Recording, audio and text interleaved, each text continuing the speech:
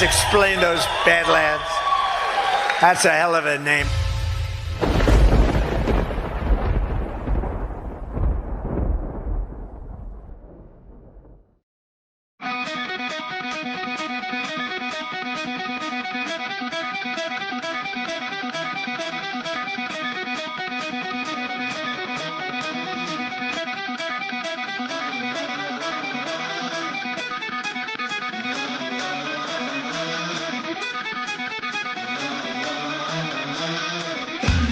All right, good morning, Badlandia. Welcome to Badlands Daily.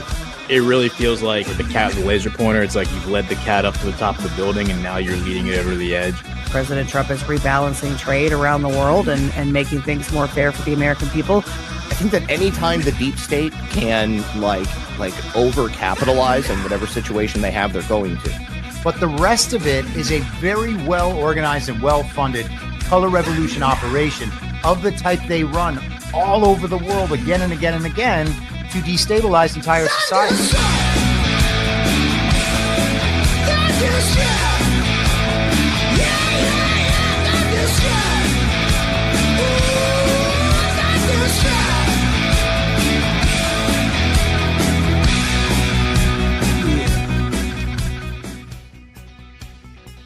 All right, good morning, Badlandia, and welcome to Badlands Daily.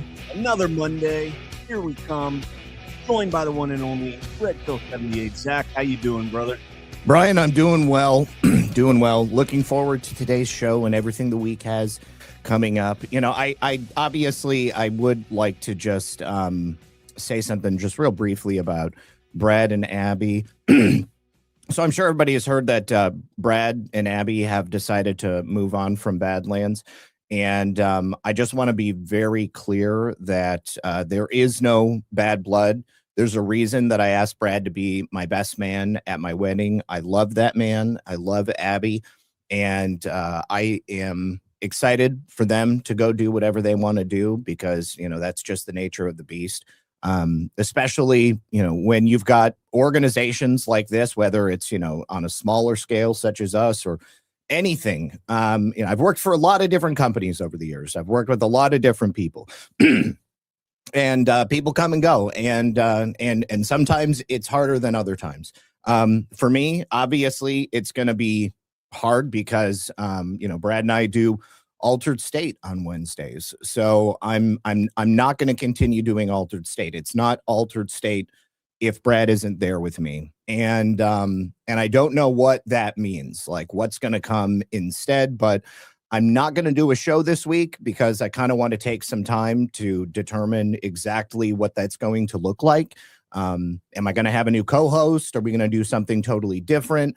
But if I just, you know, tried to fill the spot with something random just to like keep the the spot in check, then I don't think that it would be what I want it to be. So, but either way, I just want to tell Brad and Abby how much I love them, and I look forward to whatever else it is that they have coming up for themselves in the future.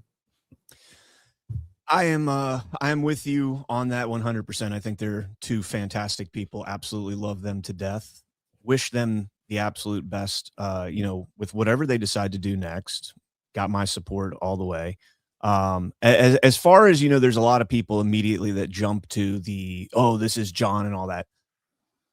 I've had so many people tag me and stuff. And let me just say, it is incredibly insulting to me and to my colleagues here. You guys think that we don't have our own, you know, intelligence and our own, you know, wherewithal to understand that we are being manipulated. We're not being manipulated. Yeah. Me and Zach both have been here since day one, and Badlands has been absolutely fantastic. John is fantastic to work with. He has never once, you know, come down in any way, shape, or form and said anything disparaging about comments we make, anything, you know. It is a truly fantastic place to work. And I, you know, every single person that, you know, has been at Badlands and gone through Badlands still got love for all of them. So just want to put that out there and knock it off, people. You sound retarded.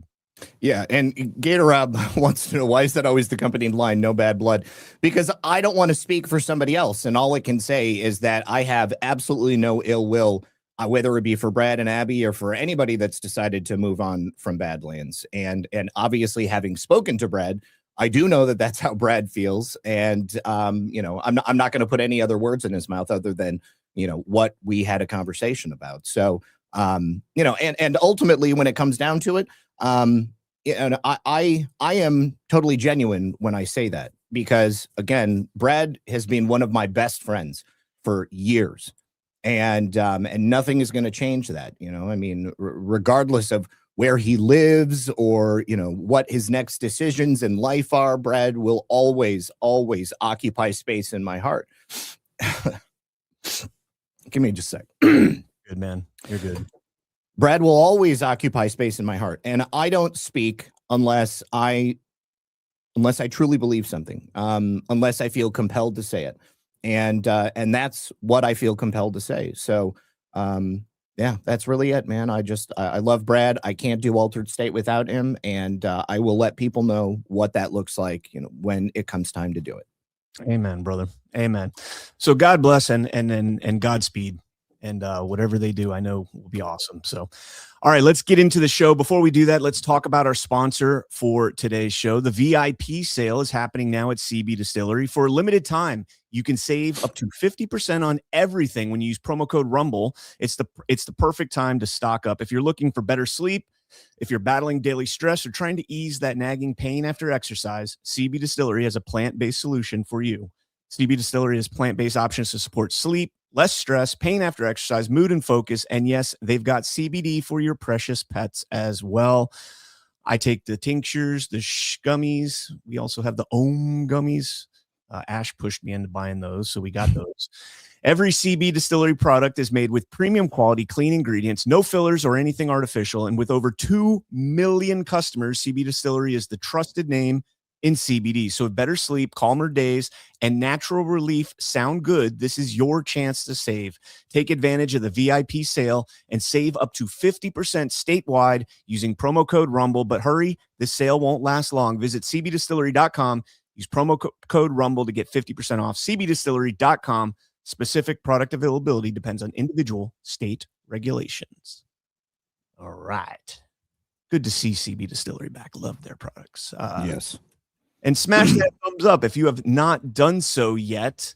Let's go ahead and jump into this story here. I'm kind of mixing things up right off the rip because I want to play the Janine Pirro clip going after Judge Boasberg a little bit, but I'll save that for a little bit later because it is a lengthy clip. But let's go ahead and jump into this story here from the Department of Justice. Put this out.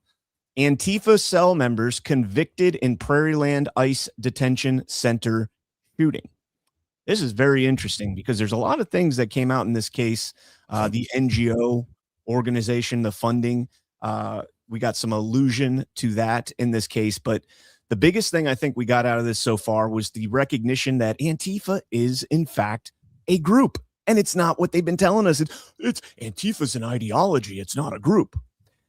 9 North Texas Antifa cell operatives were convicted by a federal jury for their roles in rioting, using weapons and explosives, providing material support to terrorists, obstruction, and attempted murder of an Alvarado police officer and unarmed corrections officer.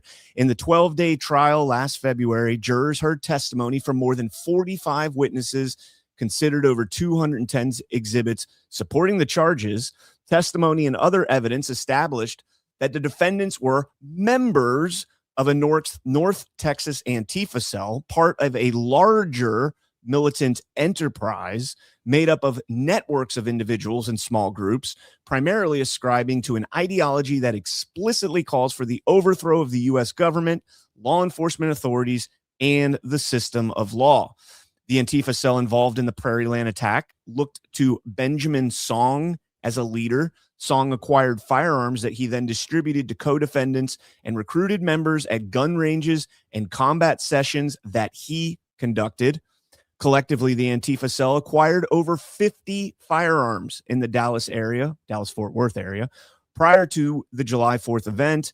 Members used encrypted messaging apps to coordinate with each other that had an auto delete function, permanently deleting some of the Antifa cells' communications. Evidence at trial also revealed that some of the defendants attended a peaceful daytime protest at Prairie Land on July 4th without the gear that they brought for that night, and that they reported back to other defendants details regarding security at the facility. Some of the charges that they were convicted of is convictions on rioting, providing material support to terrorists, conspiracy to use an explosive, attempted murder of an officer, discharging a firearm during and in the furtherance of a crime of violence, corruptly concealing a document or record, conspiracy to conceal documents.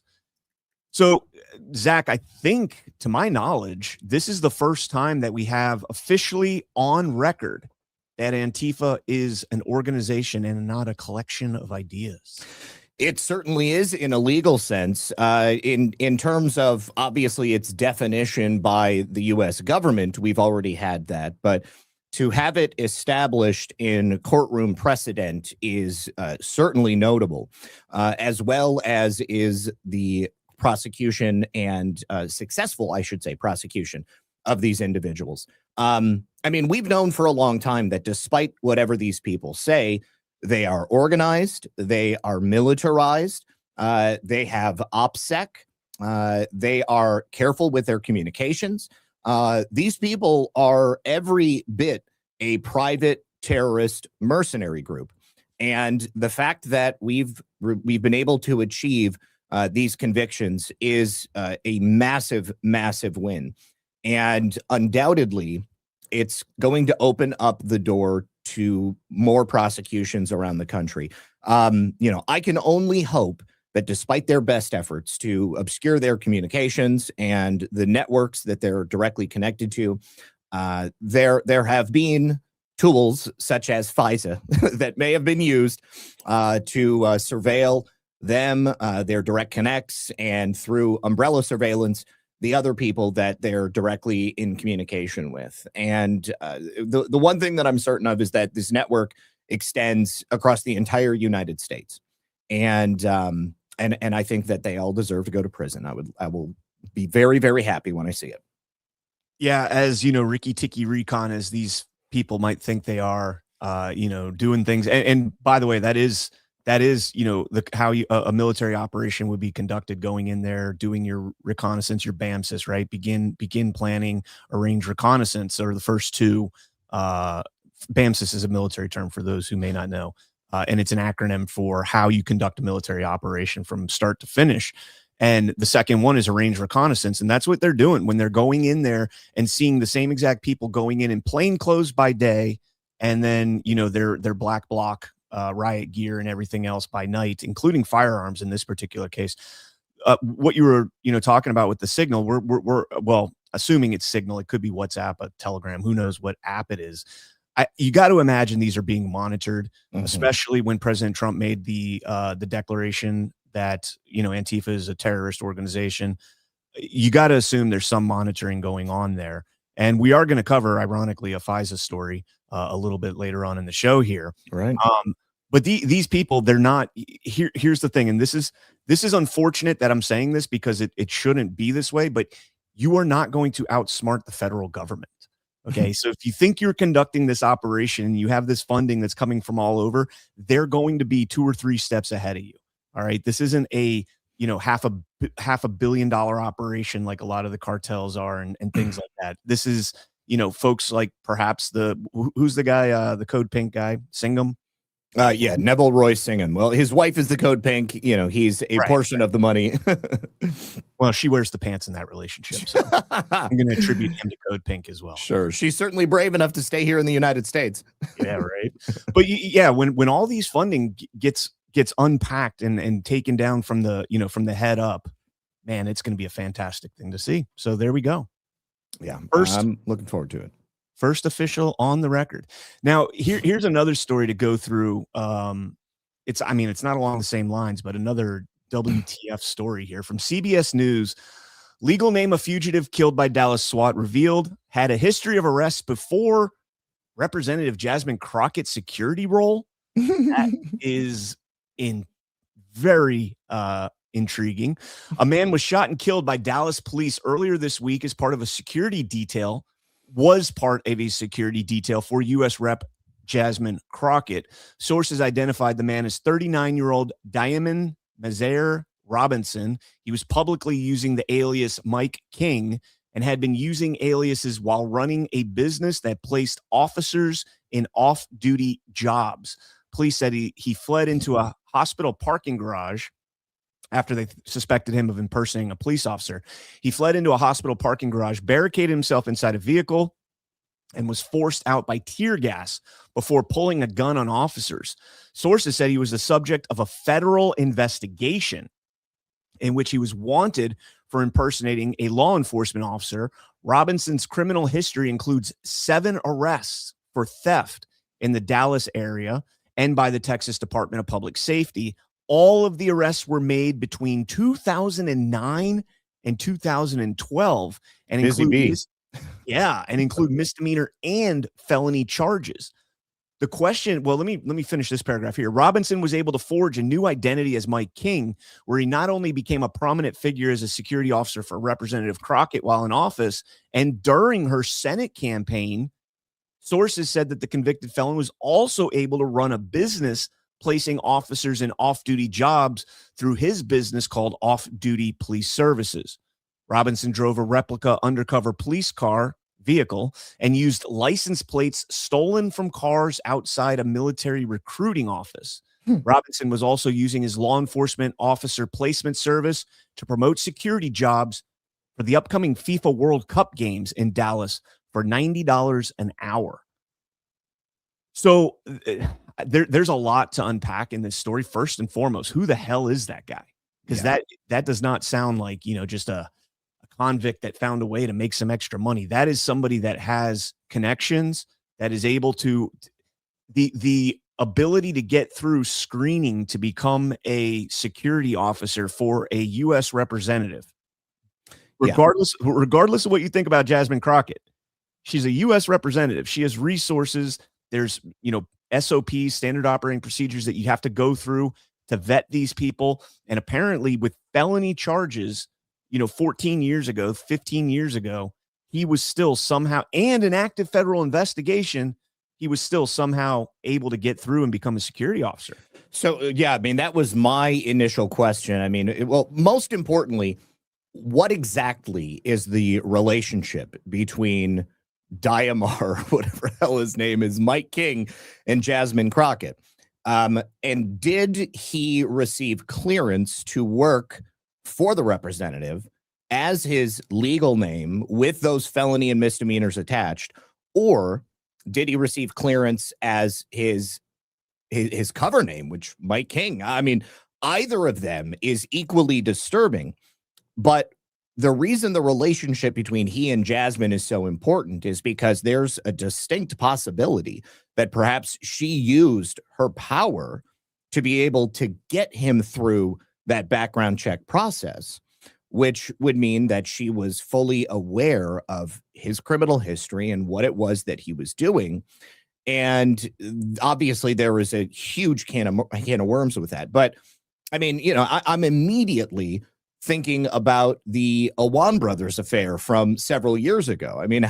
How they were able essentially to operate a company which, seemingly had a bunch of ghost employees gaining access to all of those representatives and senators' private systems, potentially running their own blackmail operation, a close relationship with Debbie Wasserman Schultz.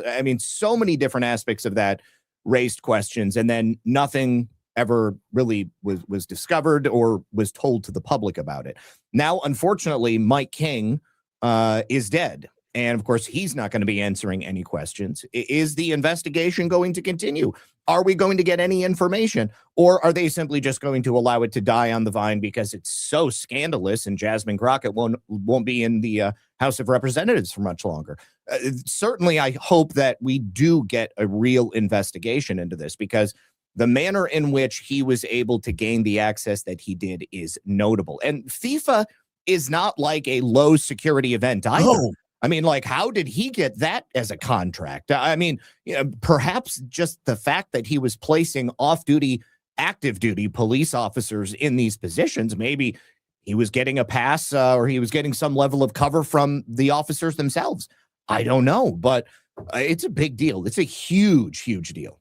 So that's an incredible, security vulnerability there when you have somebody like this, a convicted felon that somehow gets through the safe nets that are put out there, the guardrails that are put out there to ensure people like that aren't in those positions. Because, this guy, while he's assigning off-duty or getting work for off-duty police officers to do this type of security work, most likely armed security, detail type work, but in plain clothes, there's a lot of vulnerabilities with that. Especially at an event as prominent as the World Cup. I mean, and make no mistake, it's right up there with the Olympics. Mhm. If you talk to a soccer fan, they don't give a shit about soccer in the Olympics. Olympic soccer means absolutely nothing. The World Cup is everything. And I'm sure that you're going to have a lot of dignitaries and prominent people. President Trump himself might attend some of these events. And what type of security do you have now? The compromise in your security. And granted, they might have thwarted this before it came to fruition, but the idea that he was able to make it that far to the point where he is now aware of who the off-duty security are going to be. Are these people that he was hiring that are potentially corrupt and potentially, turn a blind eye to, a shooter on top of a roof 150 meters away from where the president is speaking in Butler, PA, that kind of thing. Yeah. When you have compromise like that, you have to think about these things. Now, do we have any evidence that any of this happened? No, but we have clearly a guy who was able to deceive a lot of people to the point where he was protecting or working security for. And granted, that's a very vague term, security, right? Was he within her, 10-meter circle, or was he just the guy that was, checking IDs at the gate? Who knows? But either way, this is a really kind of bizarre story right here. Yeah, I mean, another thing comes to mind is that the police officers that were employed by him, their relationship with this man needs to be investigated deeply as well. Because if it is what I'm thinking it is, which would essentially be an organized criminal gang working within the confines of the police department, it wouldn't be the first time that it's happened. And it obviously presents major security risks and could potentially endanger hundreds, if not thousands, of active and formerly closed investigations as well. So it could be disastrous for the DFW Police Department. Yeah. All right. Let's keep moving on here. So last week we talked about this Jalo guy, the Old Dominion shooter. And, I don't know how much you got into that story, Zach, but this very strange story. Spoetzel sent me over the weekend, sent me the criminal complaint against him from the FBI. I've made it through 7 pages of 21 pages, but there's a lot to unpack in this story here. But, we were talking last week, both on Daily as well as on my show on Saturday. This guy sounds like he was set up by the FBI. Now, I'm not saying that the guy wasn't radicalized or anything else like that, but it reminds me of I think it was the Varnell story from like 2017, the 19-year-old kid or 20-year-old kid that they set up with fake explosives in a van and got him to park it at a federal building.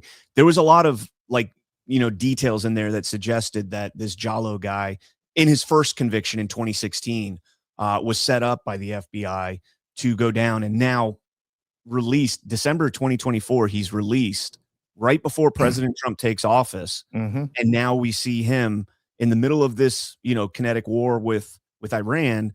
We see him now activated. I don't know what you want to call it, to go and do that. So before we get into the next story, I'll let you comment on that. Yeah, I don't know of a single terrorism investigation which led to prosecutions and convictions in the last 20 plus years that didn't have the exact same fingerprints on it.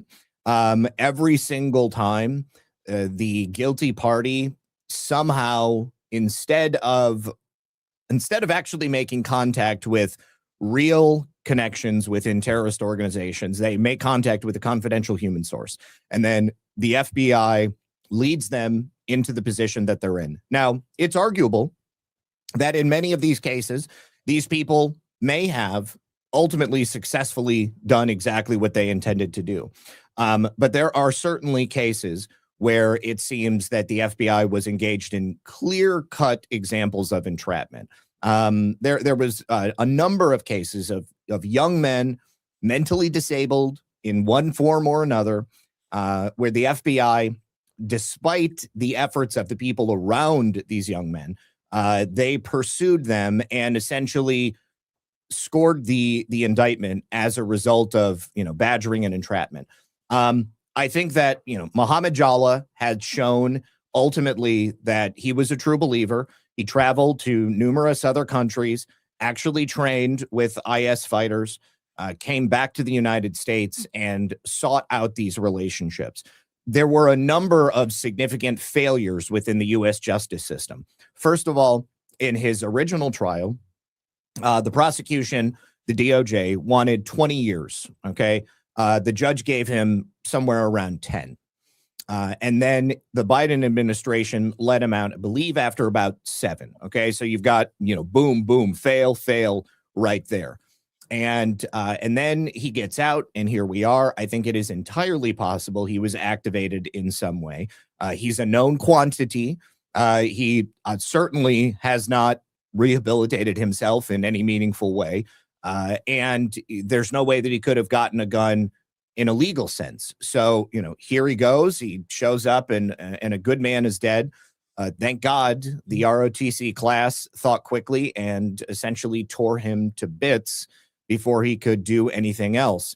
But yeah, I think that it just goes to show, reinforcing the idea that we've got a real problem with people inside the justice system who are not interested in keeping people safe or in ensuring that acts like these don't take place for whatever reason. Maybe they're ideologically subversive. Maybe they are politically subversive. Maybe they're controlled in some fashion by intelligence or by bad actors. Who knows? But you see cases all the time where people end up going to prison for far longer than I think that they deserve. And then you have a situation like this. And I think that Mohammed Jalla deserved to get that 20 years back then. I don't think that he should have been set free onto the streets either. Another funny thing, when he was on probation, I think they only gave him probation for like 6 months. And I think that he only got one visit from his probation officer during that time. I think that he had like drug testing, but he didn't even have to come into the probation office. Like, his probation officer visited him at home. I've heard of people. I heard a story about a guy who was arrested for drugs. He had a large quantity of drugs on him because he was a drug addict and he was selling to keep up with his habit. He was sentenced to 5 years in prison. He went to prison. He had obviously spent some time, before his trial and then during his trial. So he got time served for that. I think he spent 2 years behind bars, and then he had 3 years of active probation after that, parole probation after that. He had to meet with his probation officer once a week. He had to drop randomly. He had to live in a halfway house. He had an ankle monitor on. And it blows me away that that's the type of attention they would pay to a case like that. But then somebody who's convicted of traveling to other nations to offer material support to terrorists and to train with them, they just let him go. Something's fishy. So you seem to be pretty well, read up on the story, at least the 2016 part of the story. And like I said, I'm on about page 7. I'm at the point now where he's corroborating with the confidential source and the unindicted co-conspirator who's now dead, which I thought was kind of interesting. Yeah, the source that radicalized him or was enticing him is dead. So that's always interesting to me when somebody is unalived. Yeah. But so the story we read last week, I believe it was from a local ABC affiliate, I believe, said that Jallo had was being radicalized, and that the Islamic State itself had reached out to him and asked him if he wanted to participate in an operation and if he would donate, and he donated $500. to the Islamic State, but it went to an FBI account. Do you know anything specific, any of the details on that? Because the reason I ask is because if the FBI was running that Islamic State account and they actually proposed the actions to Jallo, that's entrapment. I agree with you. Yes. And from what I understand, the confidential human source that you mentioned purported to be a representative of the Islamic State. And that was the request for donation. And I believe that there might have been multiple donations that were made. And then when he traveled abroad, he also sought donations himself. And actually did go to, some type of terror training camp. Now, I don't know what the exact order of operations were among those things. But yes, I agree with you that if the FBI comes, but here's the thing, is that legally entrapment? I mean, it's a gray area because they have confidential human sources that do this stuff all the time. Because, I mean, if it was an FBI agent who said, hey, donate money to the Islamic State, well, I think that definitely counts as entrapment. But they have a confidential human source. It's like a confidential human source offering to sell drugs or offering to purchase drugs. And then they set up a buy, and then they will transfer them over to an FBI agent proper or a police officer proper. So I think that it's a gray area. But, the question always is, would this person have engaged in the same type of behavior if they hadn't been given the opportunity from the get-go by the source or by someone who had already been compromised by the FBI? So, yeah, I mean, it's a can of worms. And again, I go back, every single terrorism case has got these exact same fingerprints on it. I don't know of a single prosecution that's taken place that didn't involve a confidential human source that was already working with the FBI, someone who perhaps was simple or perhaps, had some level of vulnerability and were put into the situation. I really don't know, but obviously the FBI has had such a focus on terrorism since 2001 that there was an incentive that was put out there to engage in these types of operations and to get these sorts of arrests. And I think that ultimately their rationale is that, well, they wouldn't have done it if they wouldn't have done it. They were going to do it anyways if we didn't give them the opportunity to do it. But I do think that may be a questionable rationale. Yeah, and like I said, this has gone on for decades. The most recent example is probably the Michigan Gretchen Whitmer kidnapping, where one of the defendants literally says, "I thought we were going out for beers." And that one is definitely entrapment. Right. But the thing is like, you have to look at all of these critical, regardless of what the intention of the person is. And so, immediately this is one where people tend to not really want to look into it because they're like, oh, radical Islamic terrorist. And automatically your biases go towards, this was a horrible guy. We great job. Right. But as many as these people, are entrapped, if whether or not they're entrapped, are arrested, how many of these, so I used the example last week. I said the Varnell guy, I think was his name, that they gave him the fake bomb in a van and said, drive it to this building, and they arrested him. How many times does that happen where the bomb's not fake? And then you never happened. Never happened before. No. My point is this is not a good thing. You got to be critical of this. And so I basically bring this up because we got another arrest in that case. Virginia man charged with illegally selling the firearm used in the campus shooting. Kenya Michelle Chapman of Springfield, Virginia, was charged by criminal complaint with dealing in firearms without a license in connection with the March 12th shooting at Old Dominion. From Pam Bondi saying, quote, "The Biden DOJ declined to prosecute this man and let him off easy with a warning." So I guess he'd been previously arrested. It said law enforcement searched Chapman's residence and located ammunition consistent with the firearm recovered at the ODU shooting.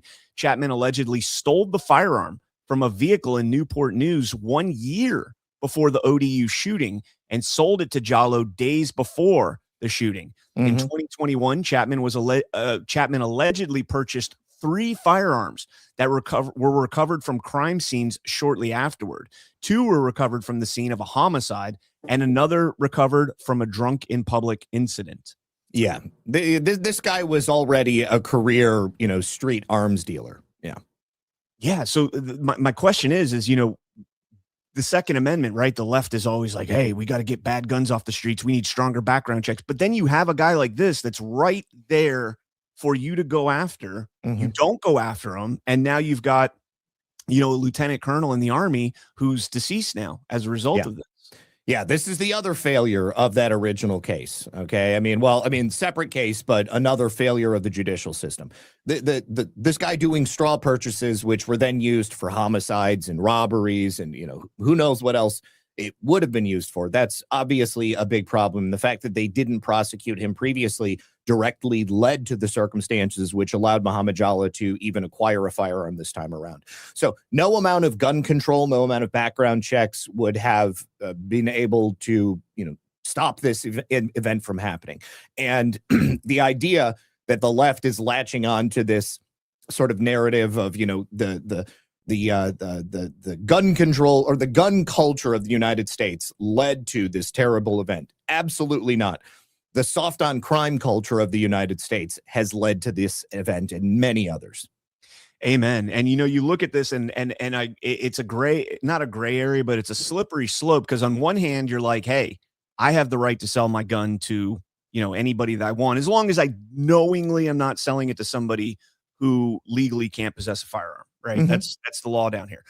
So, on one hand, I'm like, okay, they shouldn't have gone after this guy for selling the gun. However, when you have your firearms that you sell 3 of them, I've sold 3 firearms maybe in the last 15 years. And this guy sold 3 that all of them were used in the commission of a violent crime. Yeah. That's definitely, something that needs to be dealt with. And not only, it wasn't like he just had guns that he sold to people. They were straw purchases. He purchased them with the intention of having somebody else pay him for the privilege of taking them because they couldn't legally have purchased it, or for whatever reason, they didn't want a paper trail going back to them. That's oftentimes something people will do if they're planning to use a firearm to commit murder. Yeah. So the one that Jalloh used allegedly had the serial numbers filed off. And so if that is the case with the other 3 firearms, then that's even more reasoning for them to have arrested this guy and convicted or charged him and tried him. And yet we got nothing out of it. So keep blaming the lawful Second Amendment users when you've got stuff like that taking place. Yeah. All right, let's jump into some SAVE Act news here. President Trump was asked by, I think it was by the Gateway Pundit's Jordan Conradson, about replacing Leader Thune as the Senate Majority Leader over his unwillingness to nuke the filibuster. And President Trump, kind of sidesteps the question, but goes off about the SAVE Act. On the SAVE Act, if Leader Thune cannot whip up the Republican support to either nuke the filibuster, reopen the government and pass the SAVE Act, or somehow... It's called the Save America Act. You're right, sir. Do you think if Leader Thune can't accomplish that, do you think the Senate needs a new leader? It's certainly a very popular thing. I don't think there's ever been a bill that's more popular than the Save America Act. It's voter ID. It's proof of citizenship. It's things that are so popular. No men and women sports. No transgender mutilization of our children. So many different things. It's so good. No running around with the mail-in ballot nonsense that's gone on for so long that no other country does. No other country. We're going to clean up our elections. I don't think I've ever been involved in anything that's had the support of the Save America Act. So we'll see what happens. All right. So kind of gets around the question on Leader Thune. I was kind of hoping that he would get an answer on that because I think Leader Thune is counterintuitive to President Trump's agenda Oh, in yeah. the Senate. And we've known that since the battle between him and Cornyn for that spot. And it was like, oh, he's the lesser of two evils. Well, why do we have to settle for the lesser of two evils? I'm sick and tired of settling for the lesser of two evils, right? That's something that they tell us in the actual elections when it's Democrat versus Republican. Why do we have to settle for the lesser of two evils? Oh, because we have rigged elections and they don't actually matter. Yeah, it's definitely true. Now, I think that the Senate deserves new leadership. I mean, I think that's obvious. It's also been pretty obvious that the duo of Cornyn and Thune have been using the Save America Act to essentially hold America and President Trump hostage. Cornyn was hoping that President Trump would give him an endorsement on a hope and a prayer that they were going to do everything they could to get the Save America Act passed. But in keeping it from the floor and not allowing it to go to debate in open session, they have essentially taken away President Trump's power to force either Paxton or Cornyn out. Cornyn or Paxton would have needed to withdraw by tomorrow. Otherwise, they're going to be on the ballot come the election in November. The Save America Act isn't being brought to the floor until Wednesday. So now they're hoping that if they can get it passed, then President Trump would hold to his agreement to give John Cornyn an endorsement. But at this point, it doesn't matter. I mean, it's obvious that Paxton will beat Cornyn in a fair race. And it's arguable as to whether or not the National Republican Senatorial Committee is going to be willing to spend tens, if not hundreds of millions of more dollars in a very tight primary. Well, tight for John Cornyn, but I mean, in terms of his popularity, he's not popular. I mean, he's been there for a long time, but that's largely been due to the fact that he had power, he had access, he had money, and he was the guy. Now there's a different guy. And I think that if the Save America Act passes, then we are significantly closer to having free and fair elections. It's not perfect. It's not everything that we need, but it's certainly a step in the right direction. And it's a step that is necessary to ensure that it is more difficult, significantly more difficult for these people to cheat. I'm with you. And we've talked ad nauseum about this, so we're not going to beat that dead horse. But the Save America Act is a huge step in the right direction, but nowhere near where we need to be. So we got some more on the Save Act, including potentially attaching it to another piece of legislation. But before we get into that, Brandon Gill had this to say. How big is this block of congressmen willing to not vote on other legislation? You only need a few to make a difference here. You know, I would guess that right now there are probably 40 or 50 Republicans that are not going to vote for any piece of legislation from the Senate. Yep. That's a large chunk of the Republican conference. And again, I think it's because we recognize that this is the political issue of the day right now. This is what the American people want. And by the way, this is going to be key to House Republicans keeping a majority in November. It's going to be hard for us to go back to our voters in November and tell them, listen, you gave us control of the House, you gave us control of the Senate, and we couldn't get a common sense voter ID bill passed that both parties, at least from a voter standpoint, support. That's going to be really difficult. So I hope that the Senate sees that this is key to us maintaining control of the House. And if we don't do this, it's going to be a lot harder for us in a few months. Congresswoman, is that what you're hearing? Because you only need a few votes that would stop legislation in the House. Is it 40 to 50? That's huge. Oh, most certainly. In fact, most of our frontline members understand, as Representative Gill had stated, how important this is, not just for their reelections, but also remember, we all campaigned on election integrity. The president literally got shot. I don't know if the American people remember that, and still won by overwhelming majority. And yet you have, senators, both Democrat and Republican, saying they won't support this, and that's unacceptable. And so, yes, they will not pass any legislation. We have the votes to kill it. No rules will pass. None of their legislation will get through. Well, that's kind of what President Trump said last week. He said, I'm not signing any bill you bring across until the Save America Act is put on my desk. So echoing that same sentiment there, 40 to 50 House Republicans saying they're going to block any bill. Yes, please do that. Not just with the Save Act. I mean, they're completely, obviously we believe there to be, they are an illegitimate body to begin with. They haven't done anything of any notable substance for quite some time, other than continuing resolutions, pork-filled omnibus bills and naming post office. Congratulations. You guys are a useless organization. Absolutely. Yeah. It's it's disheartening, but if they're going to use their power, then this is definitely something I support it being used on. Yeah. I want to play this clip real quick. It's only about a minute long. CNN just absolutely putting the smack down. Abby Phillips actually comes to bat for the conservative here on this panel. I don't know her name, but when they push back against the SAVE Act and you throw actual, quote unquote facts, because I think polls are also fake and gay, but when you throw the polls in their face, the reaction is priceless. This is legislation that is extremely popular. It's an 80-20 issue for Republicans, Democrats, Independents, and it's common sense election integrity. Actually, it's not an 80-20 issue. When you actually describe the SAVE Act, which requires people to have passports or their birth certificates, 60% of people are opposed to it. As for this not being an 80-20 issue, that's incorrect. A 2024 Gallup poll, 84% of adults favor photo ID, 83% favor documentary proof of citizenship to register. That's 66% of Democrats, 84% of independents, 96% of GOP. A 2025 August poll, 83% of adults favor voter ID. Also, you talked about voter ID. That's my point. It is voter ID and documentary proof of citizenship, which Gallup poll literally scored. Second of all, you mentioned birth records. There is a thing called Vital Check, which 45 That's such a constipated face right there.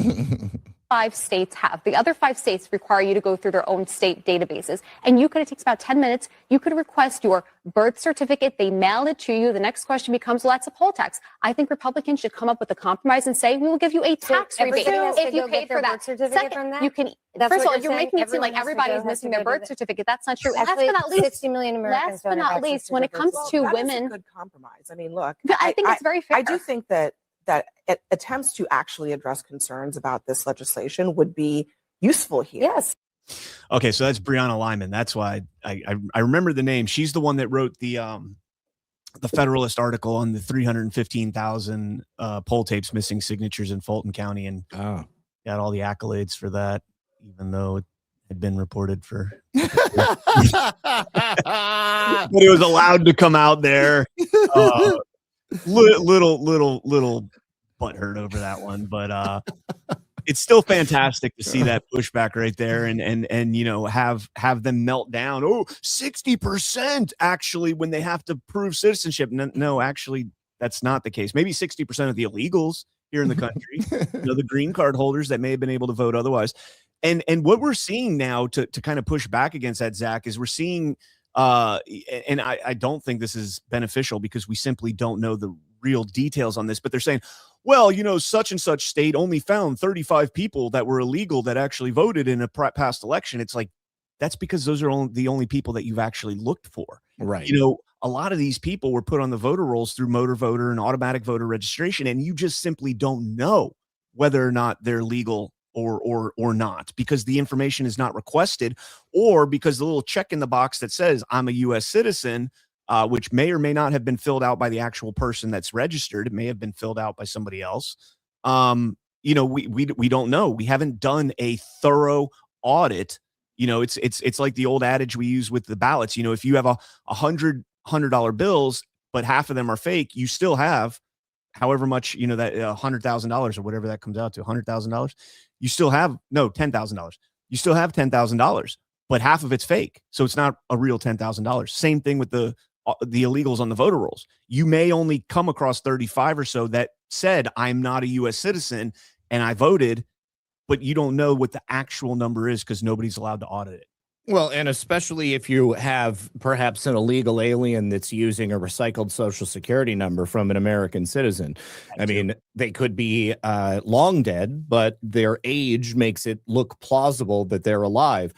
Or, as I know from my own research in my old home state of Michigan, you've got people who are Methuselah's age that are on the voter rolls, okay? And they just simply don't allow those things to be cleaned off.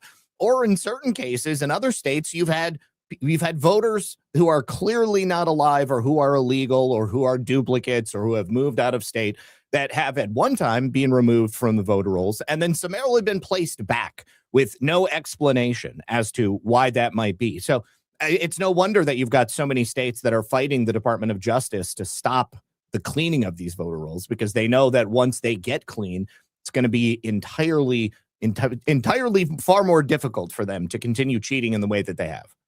Yeah.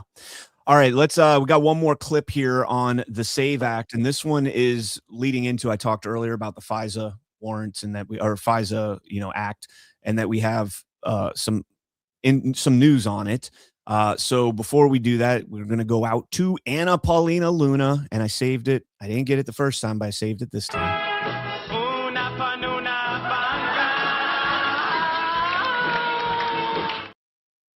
Because this one is much more worthy of an Una Panuna Banca. Check this out. So next week, the Senate is going to be doing something called a show vote, meaning they are putting the Save America Act on the floor of the Senate, but they know it's not going to pass because they're not using the talking filibuster, which is how they would get it over the finish line. So instead of applauding them for their failures and mediocrity, the other strategy is to actually attach the Save America Act to FISA, which is a must-pass piece of legislation. Now, there's also been a group of us, a blockade that's formed that will no circumstance allow any piece of legislation that the Senate sends down to pass because they're not doing their jobs on behalf of the American people. Meanwhile, the Senate literally just lectured us, oh, we don't have time to, use up our floor time on voter ID, literally one of the most important things in the country. Yet they're doing dog parades. They're going on taxpayer-funded congressional delegations. They're doing anything but their job. So that's a good pressure point. But really how we're going to get this done is attaching it to FISA. So please, please, please make your voices known to your elected representatives.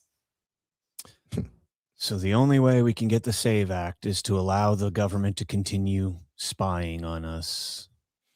Yeah, not happy about it, but it is a bit of an interesting tactic because, of course, if it is connected to it, given everything that's just taken place in the last week, it's going to be very difficult for Congress to vote against the reauthorization of FISA. Personally, I don't like it, but we'll have to see what happens. All right, we're going to talk about FISA here in just a second, but we do need to hit another sponsor. So before we get into the FISA news, let's go ahead and talk about, there we go. Folks, here's a little inside scoop that many creators are talking about behind the scene. It's actually one of the reasons we're using Rumble. They made a way to super chat creators so we get paid immediately and without any fees. YouTube and Twitch take up to 50% fees when you tip creators. This method takes none. That's right. The platform takes 0 fees. We keep nearly 100% of what you send in. You can super chat with Bitcoin, Tether USD, or Tether Gold stablecoins. The tip will show up directly in our Rumble chat, which we'll always do our best to read. All you need to do is download the Rumble wallet on the App Store and send the tips to your favorite creators. You can go to wallet.rumble.com, or you can download the app directly from the App Store. Seriously, what an amazing way to get rid of the middleman and help the creator economy. And shout out to Rumble for making this disruptive technology. All right. Love that. Let's jump into this. So the FISA Act, as Una Panuna Banca is talking about there, I believe is, kind of the refunding. So I think it's April 20th of this year, the FISA Act has to be renewed. And there's a lot of things that are controversial in that act. And, going back to the last time it was renewed, we got none of it taken away. We fought for it and we got nothing out of it. So we're going to have this fight again. And now it's going to be, it's going to be leveraged now by the SAVE Act, the Save America Act, correction. But let's talk about this bill here. So Warren Davidson, representative from Ohio, as well as Zoe Lofgren and Senators Ron Wyden and Mike Lee have introduced the Government Surveillance Reform Act, which will, go after FISA 702. Congressman Davidson said, quote, FISA Section 702 has been stretched far beyond its original purpose and now enables unconstitutional warrantless searches of American citizens and their private communications. The Bipartisan Government Surveillance Reform Act counters these abuses by requiring a warrant to search America's data and by closing the data broker loophole that allows the federal government to spy on its citizens by purchasing private data that would otherwise require a warrant or a subpoena. Section 702 of FISA allows the government to conduct foreign surveillance for security threats without individual court orders. However, these authorities have strayed from their original anti-terrorism intent and instead allow the government to search Americans' private comms, such as activity, phone records, text, photos, and additional digital metadata without obtaining warrants. Fourth Amendment, be damned. So the bill, here's some of the highlights of the bill. It'll require the federal government to get a warrant to access Americans' private communications with important exceptions for emergency situations. Again, emergency situations, an emergency on your part doesn't constitute an emergency on our part. I'm not a fan of that, because once you give them a loophole like that, they'll use that for everything. That's how we got here in the first place. And interrupt me at any time, Zach. I know you know a ton about 702. No, you're good. I haven't read the substance of this, so I'm interested. Okay. It bans the federal government from buying Americans' data from data brokers without a warrant. And this is a big one because, you know, the data economy, right, has become more government led than we could ever imagine. A lot of these companies that are contracting government data or contracting to gather citizen data through, you know, our phones and what we do daily online and stuff are actually run by government entities, you know, or former government personnel. Okay. Former government personnel. And, you know, I was reading a book, I think it was Last Deadwood, because I remember reading it while we were at the hotel. And a lot of these organizations are actually just willfully giving over the evidence to the federal government, working in congruence with the federal government.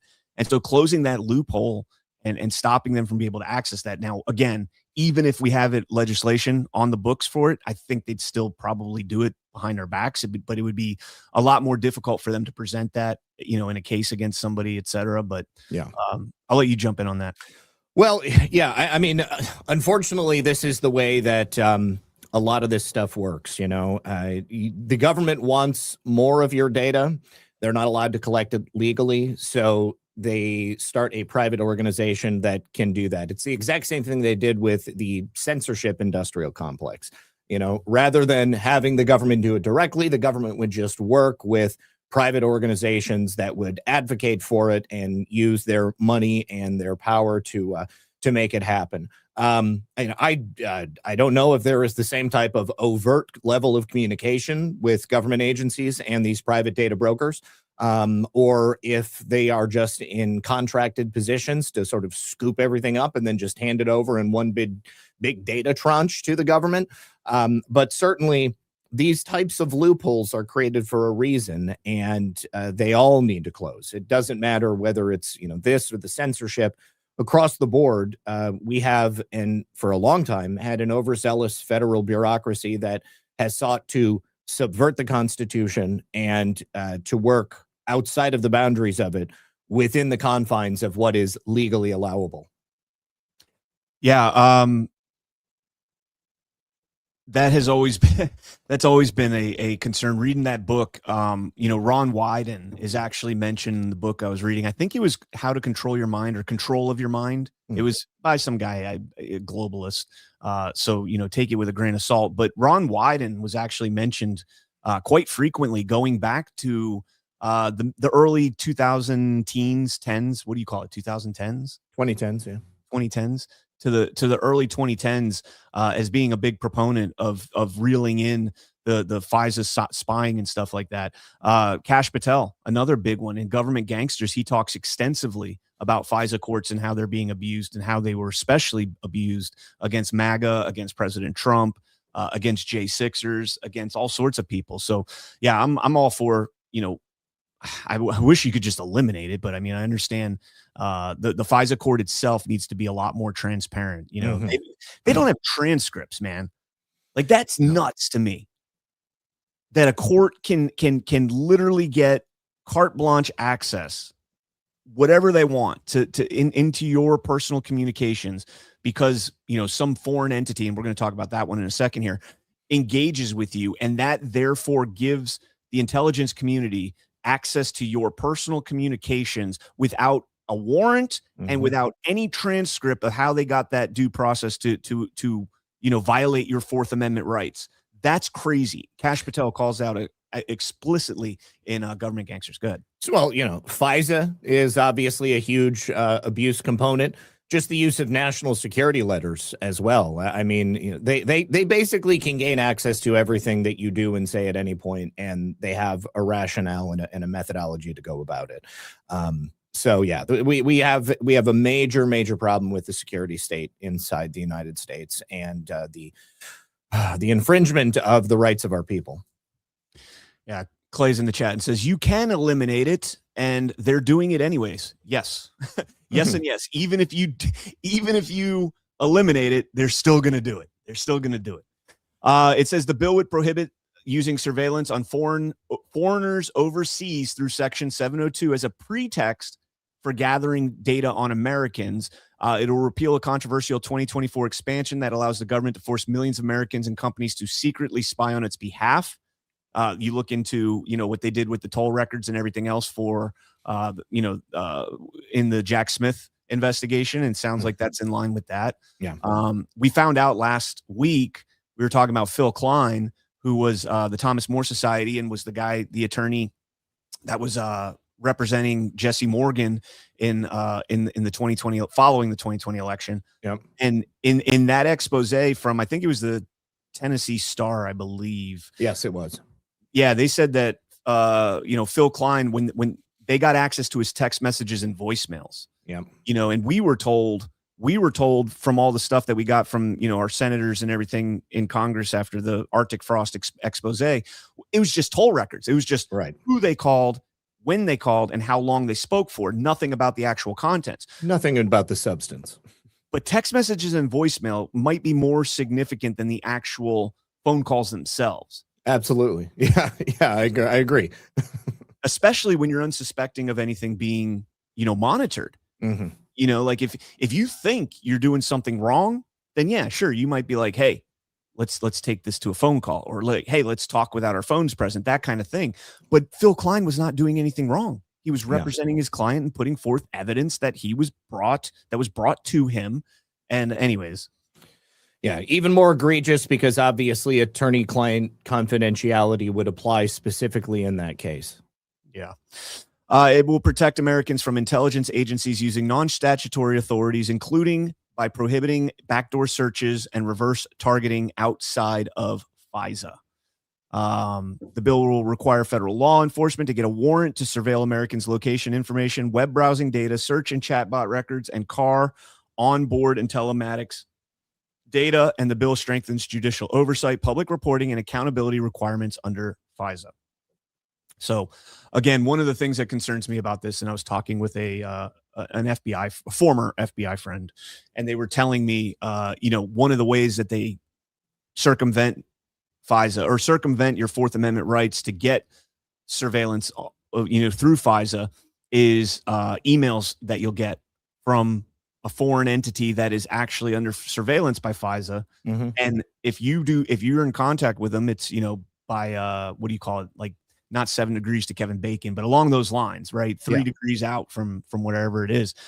And they'll actually be able to spy on you based on that. And so when I sit here and see my email filled with all of these like bullshit foreign companies that are like, hey, we're contracting, are you interested in bidding? And I'm like, I don't do anything in that industry, never have, never will. Yep.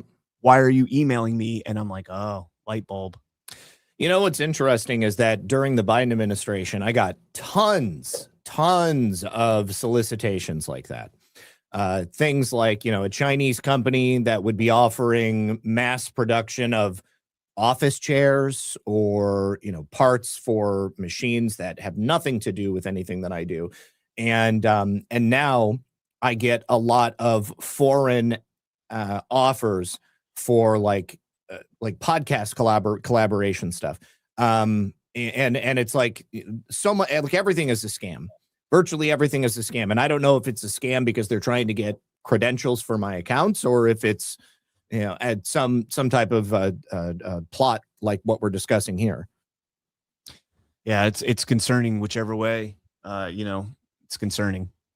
So again, Una Penuna Banca recommending that they attach the SAVE Act to FISA. Now, I don't know. I don't think she'll pass, or I don't think they'll try and attach the Save America Act to the Government Surveillance Reform Act, because then it would never pass. Right. Like you've got two controversial bills already. The Government Surveillance Reform Act. The government hates taking away power that they've already been given, and so the thought that they're going to somehow pass this, it's a long shot, right? That this actually passes. But then on April 20th, whenever or before then, when it comes up, when they re-up the FISA Act, if they attach this to it, it's literally going to be their way of saying, hey, we're giving you this shiny object over here. Take it. Be excited about it. Meanwhile, you're like, holy fuck, wait, we just re-upped the ability for you to spy on us at will, after what we just saw with Arctic frost and everything else. Yeah, no, that's not something to celebrate. If they can't pass the Save America Act on its own, then again, like, we are not in a system that is actual representation of the people. When you have 80% plus backing something and you have to attach it to a wet dream for some CIA spook to be able to, spy on you, that's not a republic. That's not a constitutional republic. And that is not representation. Not at all. Not at all. But surprise, that's exactly what we have. We have a system of governance that does not represent the people. They represent themselves, and it's disheartening. It certainly is. But what can we do? I mean, other than continue to fight to try to get these things passed, to reform our election system, and hopefully in the future cycle these people out. Don't ask G Money what you can do. All right. Let's play this clip here. So now nuking the filibuster has another kind of battle in front of it, and it's not just being proposed for the Save America Act. They're now proposing it for the DHS funding bill. So here's Greg Steube, and again, this is a longer clip, so we don't need to play the whole thing, but listen to how they justify this right off the rip. Congressman Greg Steube of Florida. He is a member of the House Ways and Means Committee. Sir, thank you so much for joining us. Yeah, anytime. We saw what happened in Michigan. We saw what happened at Old Dominion. We see what happened in New York City, the Austin bar, numerous domestic terror attacks by men that seem to have been influenced by radical Islam. And then meantime, you have Democrats, the political theater, shutting down the Department of Homeland Security, and ICE isn't even funded by DHS. It's separately funded by the big, beautiful bill. Your thoughts on all of this, sir? Yeah, not to mention the lines at TSA all across the country for everyday Americans just try to travel and visit their families. In the great state of Florida, you have the Coast Guard, that those guys and gals aren't getting paid. And obviously in the great state of Florida, the Coast Guard is a very important piece of our national security and our homeland security and the security of the state of Florida. You've got FEMA that's not being funded. Thank God we're not in hurricane season right now, but you saw there were some tornadoes that hit in parts of our country that doesn't have money, and those people aren't being paid. Again, you have the Democrats using the appropriations process to shut down provisions of the governments. And I have called on Leader Thune in the Senate since October to nuke the filibuster and fund the federal government. Nuke the filibuster and pass the SAVE Act. And for whatever reason, the leadership there and Senate Republicans, a handful of them, don't want to nuke the filibuster to get things done in it. How long is this going to take? I mean, if Democrats aren't going to vote for this, which they have now shown, I think we've passed this bill 5 times out of the House. It was an appropriations bill in December, an appropriations bill in January, 2 separate appropriation packages just for DHS. We passed it again last week to go to the Senate and die because Democrats won't vote for it. All right, so they start off with the fear mongering there, and I get it, but using that to justify, I mean, I still believe DHS is an unconstitutional entity and needs to be splintered into 1,000 pieces and spread to, Coast Guard go to the DOW, maybe ICE and Border Patrol as well. But using that fear mongering to kind of justify nuking the filibuster to go and fund the Department of Homeland Security, TSA, right? And again, I think security at airports should be handled by the airlines rather than by the federal government. But it is what it is. Whether you like it or not, we're now seeing kind of the pivot here from just the Save America Act to now the DHS funding, and it's only a matter of time before the Republicans are like, hey, maybe we should just nuke the filibuster altogether. We have the mandate from President Trump. We've got a three-pronged, victory. We've got the House, the Senate, and the presidency, and we can't get anything done because we didn't get to that 60 vote threshold. And we're using a process that is not outlined in the Constitution in order to stop this and keep the status quo and stop the pendulum. I always say this, the pendulum, the whole point in rigged elections is to keep the pendulum as close to the middle as it possibly can be and not to go one direction or the other, because you don't want to upset the status quo too much in one way or the other. Nuking the filibuster would eliminate that, and you would see a massive pendulum shift. And, I'll land that there before we play the next clip, but you are muted. I think if we don't nuke the filibuster, then it's going to get nuked the next time there's a power sharing change of hands. Okay. So if we want to have anything remotely like justice and a system that we can, use our influence to ensure does not go completely all the way to the left, then I think it's inevitable and it has to happen. I mean, the filibuster is not sacrosanct. Okay. The Constitution was not written with the filibuster in mind. The legislature was not created with the filibuster from the very beginning. It's a relatively recent phenomenon in its current form, and it doesn't have to be that way. Like we can get rid of it, and we can begin working towards getting some legislation passed. These people are completely ineffectual. They don't pass anything unless it directly benefits them. They certainly don't even seem to entertain the stuff that the people want. And they're unable to entertain things that the other side is not in favor of because of things like the filibuster. Let me play this clip here. This is Jake Tapper and Cory Booker. It's a very short clip, but just Jake Tapper kind of turning the screws on why the Senate hasn't voted on DHS funding and why they're stopping it. Isn't it time for Democrats to reopen and refund DHS? So first of all, Democrats have tried multiple times to try to get TSA, CISA, the Coast Guard funded. Republicans have refused time and time again to fund. Yeah, they want the whole agency funded. They want the whole agency. Yeah, we want the whole agency funded. But I think the reason that Jake Tapper is kind of turning the screws a little bit on that is because you're at the point now where, just like you alluded to, if the Republicans don't do it this time, when that pendulum shifts again, I mean, we got to believe that the Democrats will try and do it. Although that's kind of the fear mongering that they use. They've been using that. It's not the first time that we've heard that if we don't do it this time, the Democrats are going to do it, or if we don't do it this time, the Republicans are going to do it. They're going to pack the Supreme Court. Well, I don't even think we saw an actual legislative effort to do that during Biden, although they talked about it a lot. But Tapper sees that, hey, you've got the SAVE Act at 80%. You've got DHS unfunded here. The government shut down. Nobody's paying attention to that really anymore, except people trying to fly out at the airports. They're waiting 4 hours at TSA. Yeah. But Tapper sees like, hey, you guys gotta, buckle up here and get this shit done, because you are flirting with the possibility of nuking the filibuster. And if that happens, you've opened Pandora's box once again. Well, and on top of that, because DHS and these other agencies aren't funded, and we just had a series of seemingly Islamic terror attacks, I mean, there's really plausible guilt that can be placed at the feet of Democrats. And, and the truth of the matter, I think that they honestly are planning to go ahead and get rid of it. I mean, they wanted to do it several years ago.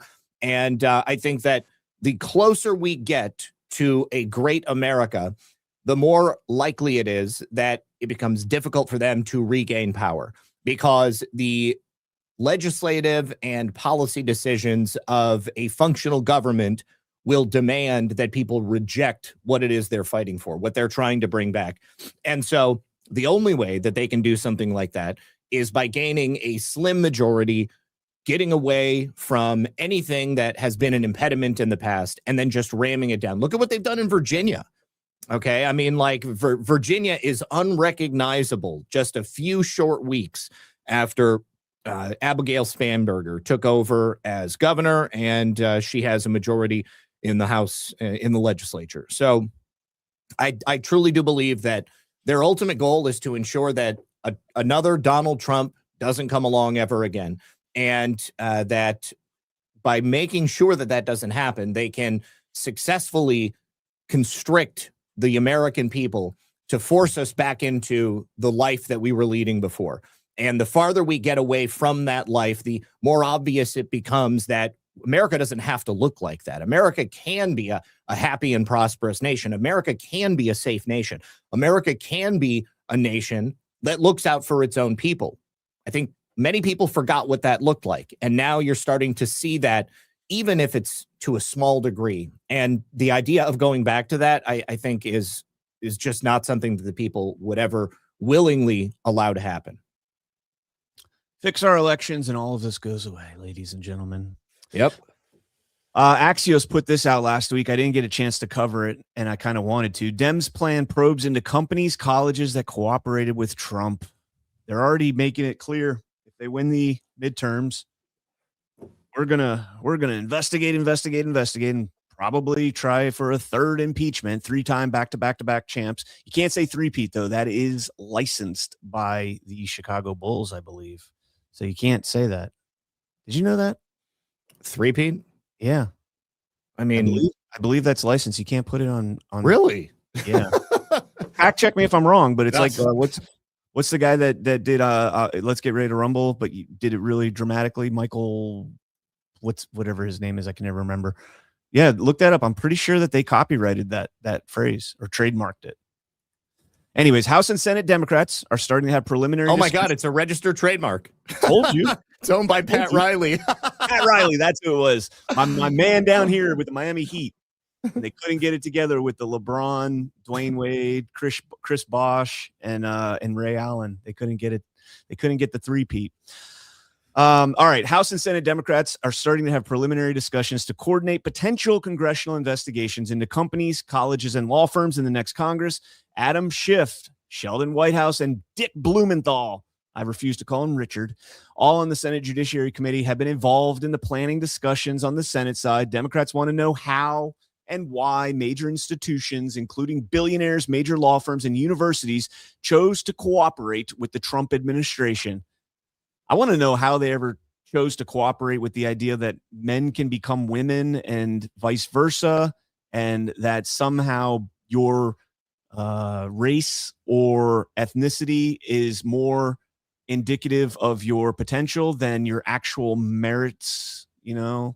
Well, I mean, I think both instances are for the exact same reason. I mean, corporate survival, the very future of their companies. They were threatened into it under the Biden regime. They were told that certain things were now going to be criminalized if they didn't go ahead with what they were being told they needed to do. And now they're being told, well, you know, hey, we're actually going to go back to how it was before, where these things were obviously illegal. And if you want to be successful in this new paradigm that Trump is creating for America, then you're going to play ball. And obviously, all of these companies they're in business for one reason and one reason only: to make as much money as possible. And they see the writing on the wall, so they're cooperating because they want to survive. Yep. It says a Schiff spokesperson pointed to a batch of FOIA requests that the California Democrat filed last year to the DOJ, which sought information on 12 topics, including Jeffrey Epstein's bank records and Trump accepting a Qatari plane as a gift. Despite efforts from party leaders to tamp down the idea, talk of impeachment is likely to bubble up again. You just made it bubble up again. House Democrats have already introduced impeachment resolutions against Trump officials, including Attorney General Pam Bondi. I don't think it's any question in people's minds if they win the House or the Senate, which it's they're saying right now it's more likely that they'll win the House than the Senate. But if that were to happen, that they most certainly would be bringing more impeachment calls against President Trump. Oh, sure. Who cares? Yeah. Who cares? I'm ready for, and I can't wait till President Trump says that trademark phrase, and then like Pat Riley has to sue him, and then or Pat Riley comes out and he's like, "I'll give you permission to use it. I'll give you permission. You can have it." All right, let's jump into some geopolitical news here, and then we'll start to wind down. From The Guardian, Scheinbaum tells Trump, stop illegal arms trade from the U.S. to Mexico. Hell yeah. Claudia Scheinbaum has responded to Donald Trump's description of Mexico as the epicenter of violence by calling on the U.S. government to step up efforts to combat gun trafficking. Quote, there is something that the U.S. can help us a lot with. Stop the trafficking of illegal weapons from the U.S. to Mexico. If they stop the entry of illegal weapons, then these groups wouldn't have access to this type of high-powered weaponry to carry out the criminal activities. I mean, if they didn't find it from us, they would get it somewhere. But yes, I do agree with that. Sure. Scheinbaum noted that 75% of guns used by cartels come from the United States. Mexico has repeatedly called on the U.S. government to halt the trafficking, and in 2021 sued several American gun makers, accusing them of, quote, negligent marketing, distribution, and sales, though the suit was tossed out in the U.S. Supreme Court last year. Scheinbaum says, quote, it's good that President Trump publicly says that when he has proposed that the United States military enter Mexico, we have said no. So I guess that's truth because it is the truth. And then Viri Rios, a Mexican political analyst, said, quote, the epicenter of cartel violence is not Mexico. It's the United States. The cartels are fueled by the United States' demand for drugs and armed with U.S. weapons. And thanks to the United States, they are able to orchestrate enormous bloodshed and chaos throughout Latin America. I mean, they're not wrong on a lot of that stuff. I think anybody looking at, what President Trump has done in Venezuela, especially, but more with the drug traffickers and the boats and everything else, he's trying to stop this. Mexico is the one place where it's like, you can't go into Mexico the same way you did Venezuela. First and foremost, I don't think they would be as welcoming as Venezuela was, maybe. But you got to have the cooperation from Scheinbaum in doing so. Do you think it's something like military operations need to take place here? And if so, do you have to have the blessing of Scheinbaum? Do you think Trump's going to wait for that? I think that Trump would have to have the blessing of Scheinbaum. I mean, even if it's not public, there may be a private negotiation that takes place. But yeah. And as far as the idea that all of these guns in Mexico are from the United States, I don't know that to be the case. I mean, I don't doubt that there are plenty of guns in Mexico that originated in the United States, but it's not like there is an organized effort by the government of the United States to ensure that guns end up in Mexico. There may have been in the past under the Obama administration. Okay, Fast and Furious, anyone? But that's not happening right now. I mean, what you're having is people who maybe are lawfully buying guns. Maybe corporations are purchasing guns, and then they end up in the hands of cartels. So show us the paper trail, right? I mean, like, what is the order of operations? Let's look at it from a macro scale, not simply from the micro. When you've got a gun in the hands of a cartel member, I mean, I haven't seen any sort of facts or figures on cartel members that have been killed and then guns that have been found in their possession, and then it's been proven what the provenance of that weapon was. If it exists, by all means, show me. But there's a lot of guns that are in Mexico, and guns are available throughout the entire world.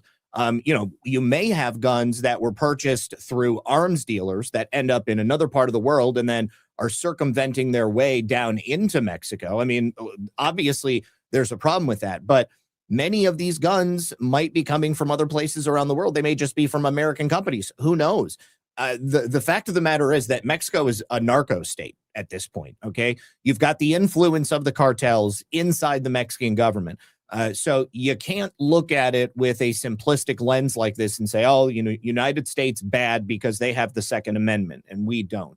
It's obviously a much more complicated issue than that. You're muted. See there, I did it because I was getting the next story ready, and it had audio, and I had to pre-load that. So even I make mistakes. No, my point was like how extensive was Fast and Furious? Do we actually know how many weapons were trafficked into Mexico? And I firmly believe I see the chat blowing up. The CIA, absolutely, the 100%. Yeah, has been running guns and orchestrating the drug trade. No question about that. But yeah, do we know how many guns were actually trafficked through Fast and Furious? Approximately 2,000 firearms, and about 1,400 of them remain unaccounted for. 1,400. All right. Well, before we get into the Iran talk, let's go ahead and reset here real quick. Smash that thumbs up if you have not done so yet. Just under 4,000 people watching and 951 thumbs up. Come on, guys. We can do better than that. Let's get a word real quick from Soft Disclosure. Legend says, on St. Patrick's Day, a beard without oil is just a chin with ambition. But a beard with Soft Disclosure beard oil, that's true treasure. Spiced vanilla, naked, smooth as a leprechaun's getaway plan. Soft enough to impress your barber, bold enough to confuse a baby goat. And this boar bristle brush tames your beard like it holds the crown coin. Every bottle is American made, which means when you buy Soft Disclosure, you're supporting 6 American small businesses. That's not luck, that's capitalism with cheekbones. And while you're at it, try our mint green deodorant, because even legends need fresh pits. Soft Disclosure, go for gold. Visit softdisclosure.com and use promo code TINYBRIGHT for 15% off. These statements have not been evaluated by the FDA. Promo code does not apply to bundle discounts. All right, softdisclosure.com, promo code TINYBRIGHT. I'm a little disappointed that John got the otter, the dangerous otter one. What? That was my idea. What are you disappointed about? No, like that's the one that he gets to use. I was watching PH, and that's the one that they used. I didn't realize it wasn't in here. I would have uploaded it for us. Well, I don't know if we're allowed to use that. I don't know why we wouldn't. It's great. It's totally great. All right, check it out, guys. I got the boar hair beard brush. The nice little curve in it is an added bonus, a huge added bonus, actually. And you're supporting American-made businesses. So, yeah, check them out. Softdisclosure.com. Promo code TINYBRIGHT. And let's get in. Good. I was just going to say, I didn't trim my beard this morning on purpose so that I could come on here with you, Brian. I know it's nowhere near the strength of your multi-year journey, but I mean, I generally trim my beard once a week. I trim it once a year. No, it's like once a month. I trim it back a little bit. The mustache, I'm trimming every single day. I got to keep that neat. The mustache I do have to trim because otherwise the hairs grow over your lip and then your food. Yeah, it's not good. President Trump put this out on Truth Social. Many countries, especially those who are affected by Iran's attempted closure of the Hormuz Strait, will be sending warships in conjunction with the U.S. to keep the strait open and safe. We have already destroyed 100% of Iran's military capability, but it's easy for them to send a drone or two, drop a mine, or deliver a close-range missile somewhere along or in this waterway, no matter how badly defeated they are. Hopefully, China, France, Japan, South Korea, the UK, and others that are affected by this artificial constraint will send ships to the area so that the Hormuz Strait will no longer be a threat to a nation that has been totally decapitated. In the meantime, the United States will be bombing the hell out of the shoreline and continually shooting Iranian boats and ships out of the water. One way or another, we will soon get the Hormuz Strait open, safe, and free. President Donald J. Trump. And he followed that up almost immediately with the United States of America has beaten and completely decimated Iran, both militarily, economically, and in every other way. But the countries of the world that receive oil through the Hormuz Strait must take care of that passage. And we will help a lot. The U.S. will also coordinate with those countries so that everything goes quickly, smoothly, and well. This should have always been a team effort, and now it will be. It will bring the world together through harmony, toward harmony, security, and everlasting peace. President Donald J. Trump. And then the golden age. What's that? I said the golden age. Yeah, I agree. But then, in response, what's kind of interesting is the foreign minister of Iran, Abbas Araghchi, said this on MSNBC, formerly MSNBC, now MS Now.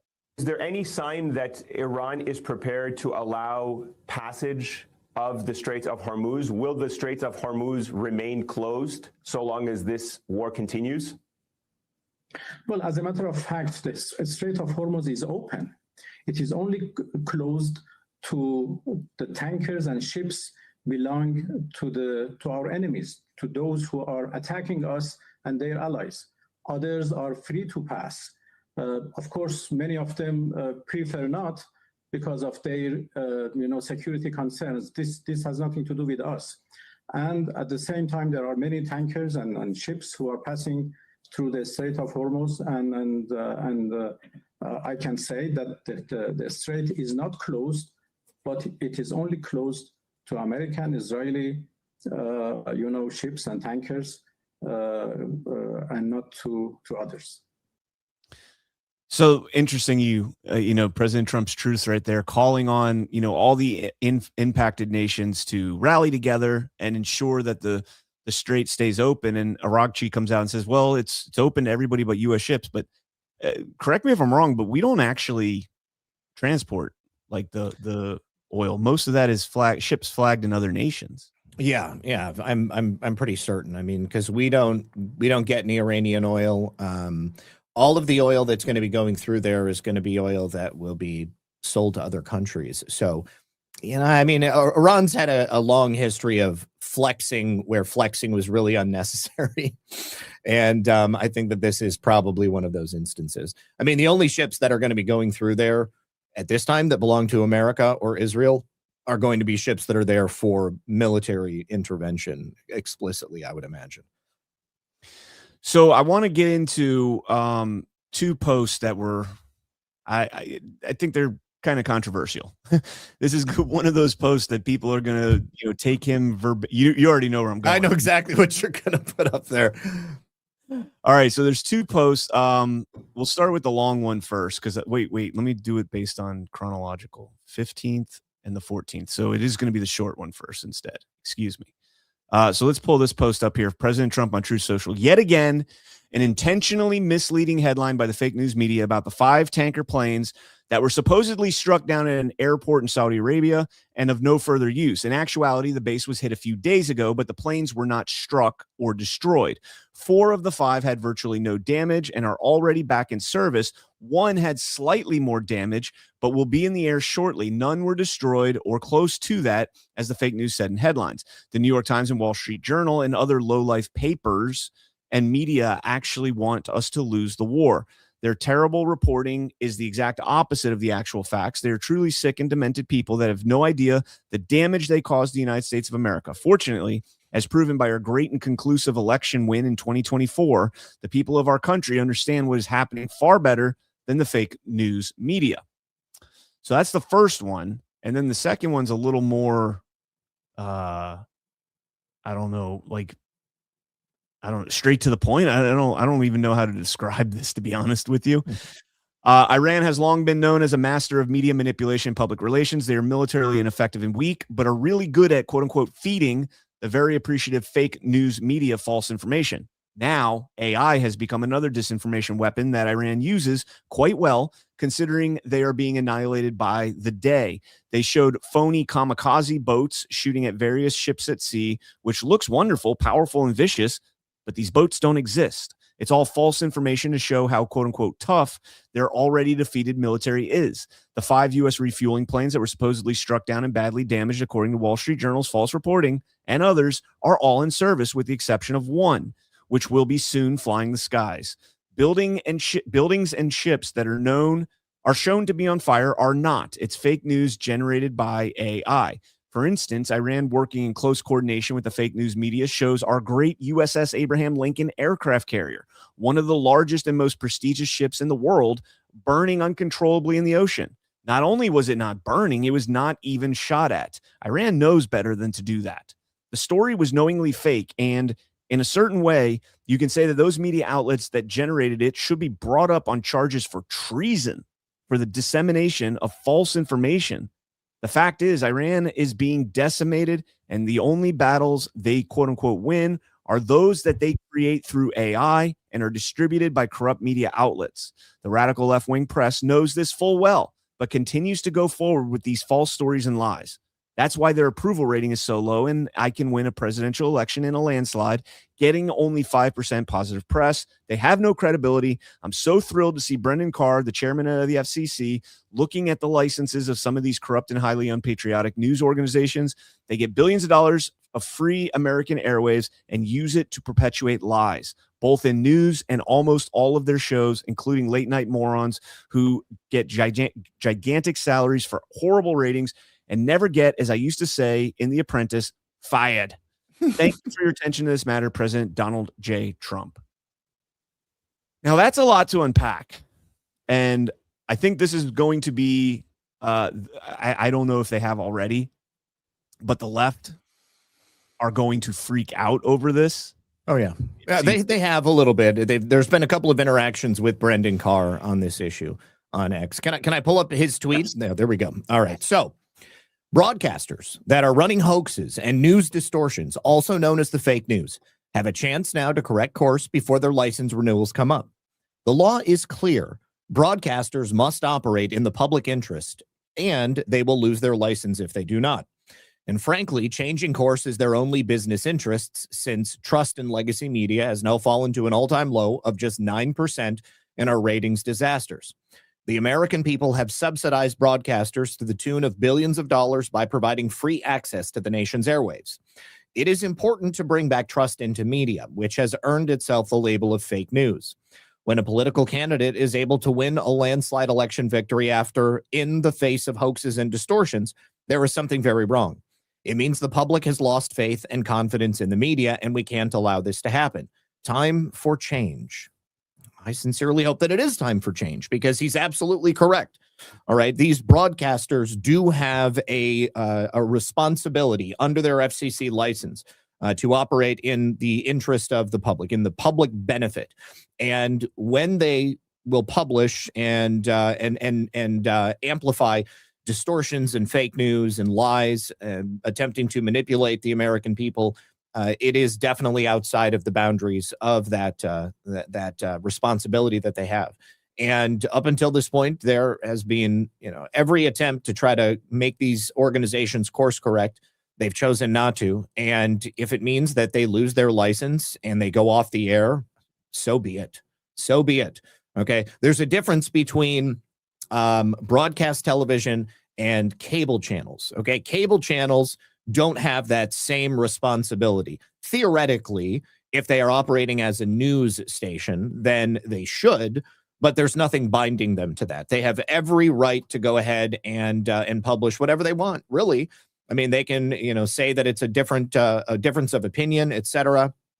But if you are a broadcast station, you must operate in the interest of the public, because you are receiving a massive benefit by gaining access to those airwaves. There's nothing that says that that the government has to continue offering that if you do not operate with the public in mind. Yeah, so that's an interesting distinction. You're saying specifically that the entities that are using, government provided airwaves, Yes. through that.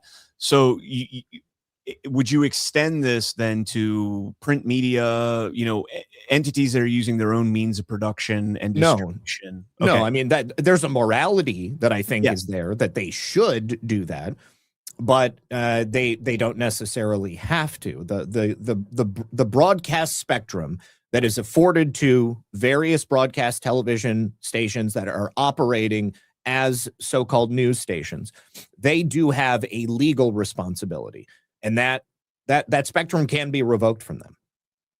So my take on this was, first and foremost, at first glance, it's concerning, and I can see how, some normie leftist or even normie Republican would look at this and be like, holy shit, he just called, a news outlet that's putting out a bad story as called for them to be arrested for treason, which is a very serious accusation. But when you go back and this is something I said on X last night, if he's saying something like that, you have to assume that there's a specific intention in saying that, and Yes. whether or not it's going to maybe potentially lead to an expose of like a continuation of Project Mockingbird and the intelligence influence over these media outlets? And are they disseminating information that is being distributed to them by and willingly doing this by intelligence agencies to promote a specific narrative in this war, whether it's Iran is actually more successful than Trump is leading on to? It's no doubt that President Trump, more than any president in our lifetime, has had the intelligence apparatus, trying to thwart his presidency more than any. I mean, that is crystal clear. It's not even close. Now, in terms of treason, in terms of the cable television channels broadcasting foreign propaganda or lying with the help of another nation, that certainly is different from the broadcast spectrum operating in bad faith. Okay. Still, it could be far more damaging and deadly for the people that are actually engaging in that behavior. But they don't run the risk of losing the right to broadcast unless, of course, they are charged as treasonous actors that are working to subvert the United States. I think there totally is a case to be made for that as well. And I think you're right. I don't think that this would have been brought up unless there was already something that was brewing in the background, because it's inflammatory and but it's also true. So case in point, here's one of the, I guess this is one of the stories that they're talking about here. 6 team members were killed in the crash of the American plane in Iraq. May their memory be blessed. Have you've seen this? I have not seen this, but I can't believe that they're showing these pictures. So I had to actually go and search because originally what's being reported is that this was Iranian media that was putting out this propaganda that these are the 6 soldiers that were killed. And of course, anybody that, watched the news knows who that is in the top left. Bo Bergdahl. That's Bo Bergdahl, Mr. Taliban himself. Yeah. And I believe it's this guy right here. His name is Pitts, Major Pitts. And he was a Medal of Honor recipient. So now, again, this is just what I could find because the post has been deleted. And this is what's left. But Zach, what's interesting is if this is actually purported to be Iranian media, that's Hebrew. And that's an Israeli flag. Yeah. Sahar News. I'm not familiar with Sahar News. Me neither. But was this put out by Iranians or was this put out by Israelis? And, if you want to look that up, I'll play this clip right here of Caroline Levitt. Oh, looks like their account is gone. Oh. Yeah. Oh. Like, doesn't exist? Hold on. Let me pull your screen up. Yeah. Tell me, did I spell that correctly at Sahar _news? And then there's another underscore. So maybe click on people and see if it pops up. Well, hold on. You said there's another underscore? Yeah. No, that's not there either. Click on people. Sometimes you get more from that. Nope. There's a Sahar _news one, but yeah. Yeah. So who knows? Who knows what's going on with that? That's kind of strange. But that's the only clip I could find. Now, to be fair, it still could have been from an Iranian and just nobody has screenshots or archives of this yet that we've seen. But that's the only source I could find that posted Bergdahl's picture, claiming that he was one of the victims of that alleged strike. Wild. So here's Caroline Levitt talking about it with Laura Trump. And we've been working 24/7 here at the White House to make sure the American people understand how much of a tremendous success this operation has been over the past 2 weeks. And it is abhorrent, some of the stories that are coming from the mainstream media. And these reporters run these anonymous sources as gospel truth without checking with the people who are actually in the room. And I'm speaking about a CNN story alleging that the administration was ill-prepared for the closure of the Strait of Hormuz. That is unequivocally false. Let me be clear. The Pentagon has been accounting for this in their planning of this operation since the very beginning, and the administration is taking tangible steps to address it. CNN issued a correction on that story after I called them and spent nearly an hour on the phone rebutting it. ABC News using unverified, non-credible tips from anonymous tipsters to scare people in California that Iran was allegedly plotting to attack the coast of California with drones, again, based on unverified intelligence. They left that word unverified out of their story purposely, and we forced them to issue a correction. And they did issue a correction. I covered that on Friday, and then I covered it again on Saturday on my morning show. They actually updated it. They issued the correction. I noticed because my highlights from Friday were completely like screwed up, and I'm like, that's really weird. I wouldn't have highlighted just random like crazy talk like that. And then I go back and I look on the archive machine, and they added the unverified in there. So hat tip to them. It's still a bullshit story. That whole story was based on an FBI tip, which I could make an FBI tip. And then if somebody goes back and reads my FBI tip, they would take that as gospel because that's what ABC News did. And watching CBS push back the way that they did on that claim was very interesting. Me and Chris talked about this, given, Ellison's purchase of there and also Trump going after 60 Minutes and all that. So I don't know if you had more if you wanted to add anything on that. No. That's, we just obviously have a problem with fake news in the United States of America. And it's not news. It's lies, it's opinions, it's attempts to damage using narratives against the administration. I hope that they do use this as an opportunity to go after the individual people who are engaging in this behavior and then see where these sources are coming from. The danger here obviously is the sacrosanct idea of sources with the media. All right. And, you go back to think about Watergate, right? Deep Throat, Mark Felt. All right. You had a government agent basically running that story from behind the scenes. And it's not a new phenomenon. You're muted again. Because I was pulling up another video, and the Lincoln thing's absurd. Yeah. Like, to even think that somehow, that aircraft carrier has at least 5,000 troops on it. Okay. You got to figure every one of those troops has at least a parent and a spouse or a girlfriend or something. You're talking 10, 20,000 people that you would have to silence if that thing was hit and people were killed. Because the way that they were, portraying it in the media, or in the fake media, I should say, is that a real bad, thing happened and all that shit. So I do want to, before we move on, let's hit one more sponsor, and then I got two more quick stories to go through. So let's go ahead and talk real quick about, all right, there we go.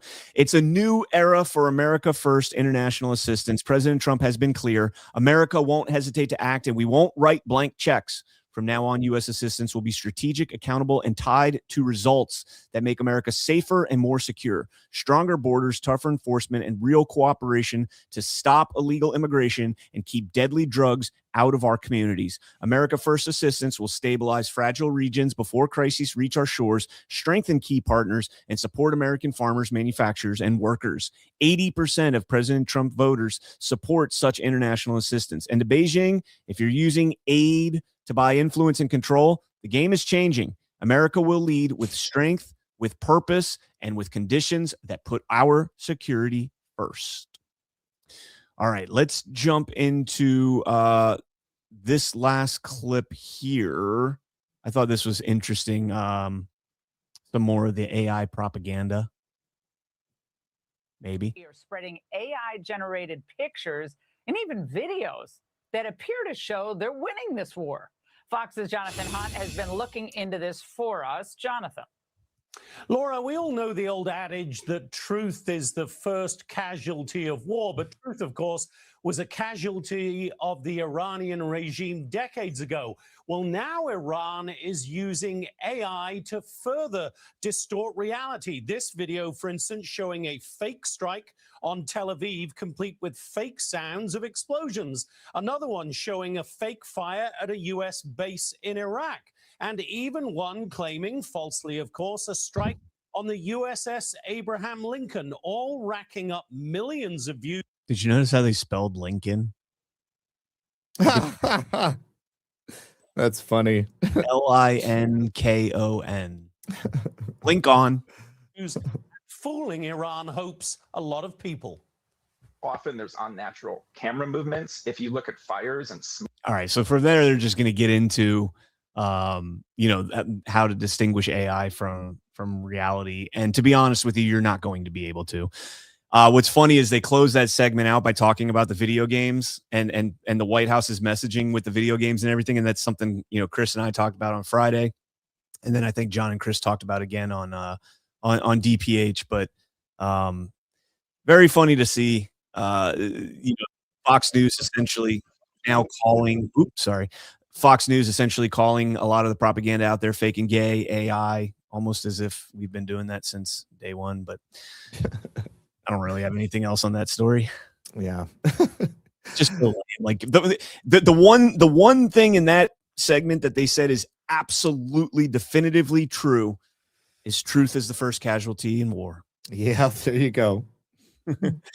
Speaking of truth, AI generated videos and everything else, we got proof of life. Bibi Netanyahu is reportedly alive and well. מה שאלת אותי? חוסר שלום ברשת שאתה בכלל מת? אני מת על קפה, אתה יודע מה? אני מת על העם שלי. איך הם מתנהגים, פנטסטי. אתה רוצה לספור את מספר אצבעות? אתה יכול להראות לנו? פה. He's only got 5 fingers, guys. Now, did you already see the conspiracies about I did. This rising up? Yeah. I mean, I did think that it was interesting that Bibi took longer to come forward and say that he wasn't dead than it took him to come forward and say that Israel didn't kill Charlie Kirk. Dude. Oh, man. That is a good point. I lied. There is one last thing. So there is a conspiracy going on that footage from that coffee shop was the same shop that he visited during COVID, and there's pictures and everything of him and video of him being there. And you can see a security detail with masks on for COVID. And because they bought into that. Well, of course they bought into it. Everybody in Israel had to get vaccinated. And a lot of people are already saying, well, they needed to use that data in order to generate this AI image. And okay, I mean, the information, the psychological operations, like it's impossible to discern what's real and what's not at this point. So take it all with a grain of salt. Yeah. Good. No, you're absolutely right. I mean, everything right now is under the what is it? The cloud of war, the fog of war, fog of war, right? I mean, and especially with the advent of artificial intelligence and AI created videos, who knows? Because AI has come a long way. It used to be that you could tell that something was AI, even if it looked super real, because the hands were never right. Now the hands are often right, and it's you don't have videos oftentimes that go in a single shot that are longer than 5 to 10 seconds. That was a fairly short video. Yeah. All right. Last video. We'll play this one right here. And I don't know what the hell's going on here, but James called me with another one of his weird music infatuations. We had the Taylor Swift from before. Now we've got Beyonce. As FBI director, I would get briefed all the time on serious stuff, including operations or cases that always seemed to have these strange code names that nobody could explain the origin of, at least not to the director. And so the names became a little bit of an obsession of mine. One morning I was sitting at the head of a big table in a crowded room to get briefed on a particular piece of work. The briefer started by saying the operation was codenamed Sandcastles.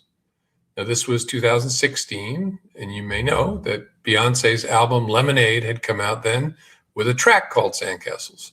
So I said, oh, like the Beyonce song. Blank stares all around the FBI conference room. So I did the natural thing, I think. I sang, we built sandcastles that washed away. Nope, nothing, dead silence. Never mind, I said, continue. Only when I got home and told my family the story did I get the reaction I was looking for. When I write, I listen to classical or jazz because in ways I can't explain, the music unlocks something. It frees me. Why did... That's just weird, man. As FBI director. He's a weird dude, but I don't think that the message can be taken at face value. I think that Every single time James Comey puts out one of these videos, he's communicating directly with someone. Agreed. Yeah. The question is with whom? Right. And about what? And yeah, where is the key to unlock the code in there? I don't know. All right, let's jump into Rumble Rants. Dutch Horse 1, love you guys so much. Best source of news out there. Keep up the great work. Thank you so much. We appreciate that. John W. Ryan IV. Netanyahu has become Schrodinger's cat, both alive and dead at the same time. Don't look in the box. He's lawnmower man, right? They're going to use his brain and just put it in an AI like dummy clone. S. Busen, Ring doorbells are horrible for surveillance. Plus, unless you opted out, you opted into Amazon's Sidewalk by tacit agreement. An excuse to rant. Thank you, You don't need an Susan. excuse to rant, but thank you for that rant. That is a good one. Yeah. I am, I'm not a big fan of Ring doorbells, although it's better than nothing, but still not a big fan. Zach, what you got coming up, brother? Well, I have my show on my channel, Red Pill News at 5 p.m. And then tonight we've got Baseless Conspiracies at 10:30. And that is it for me today.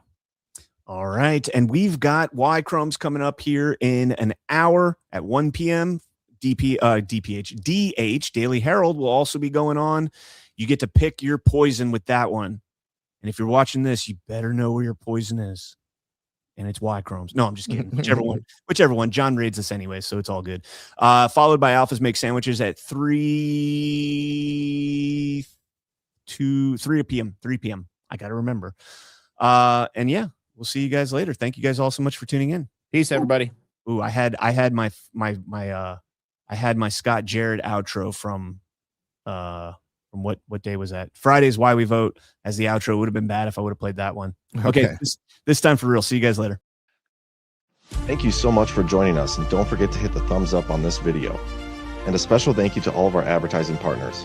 Please remember to shift your dollars to support those businesses that support Badlands Media.